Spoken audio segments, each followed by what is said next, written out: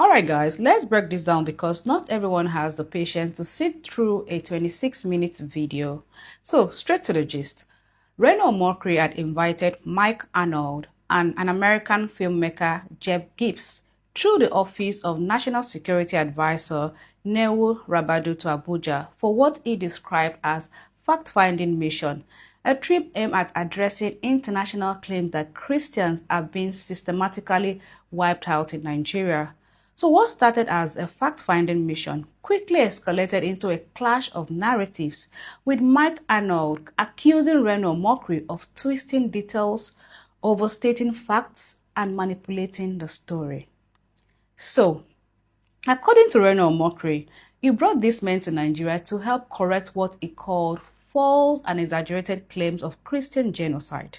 He said Nigeria is a multi-faith nation where both Christians and Muslims are victims of terrorism, and that labeling it as genocide is misleading and dangerous. The plan was for the team to meet with religious leaders, visit IDP camps, and gather facts that could shape US policy, especially the calls to designate Nigeria as a country of particular concern. But when Mike Arnold took the stage in Abuja, he delivered a fiery speech that flipped the entire narrative.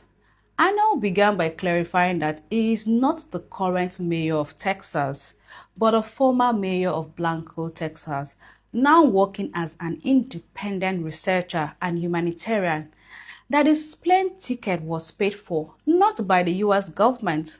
He said he is not compensated by anyone.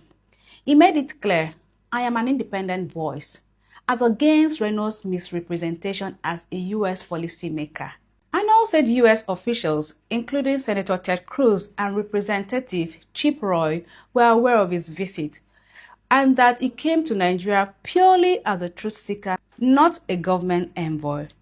He said, when I was invited, I asked what was expected of me, and I was told, come and speak the truth. So I am here to speak the truth.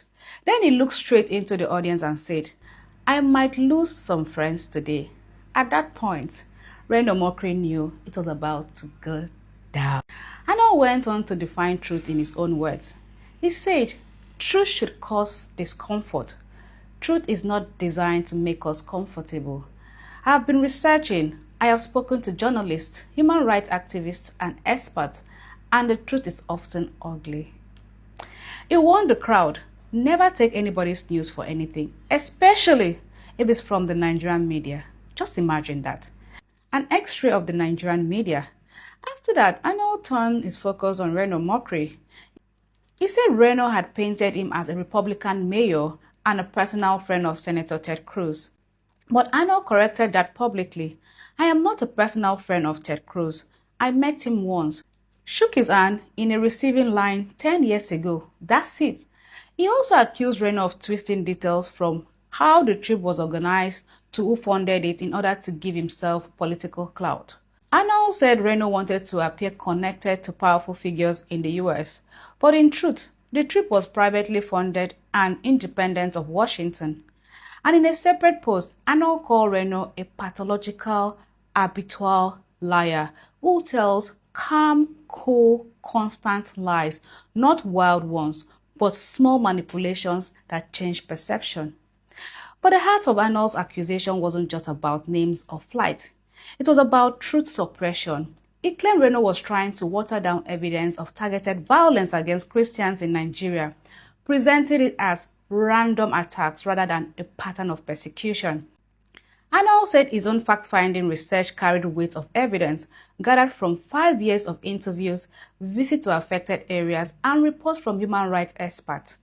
He declared, my people are waiting for this report, and it will be distributed to everyone. In other words, Arnold promised to take his findings back to the US to show that something serious, possibly genocide, is indeed happening. In all this, Reno called for the truth, paid for the ticket, and ended up sponsoring his own exposure. It's the truth at the time. Take care and have a nice day.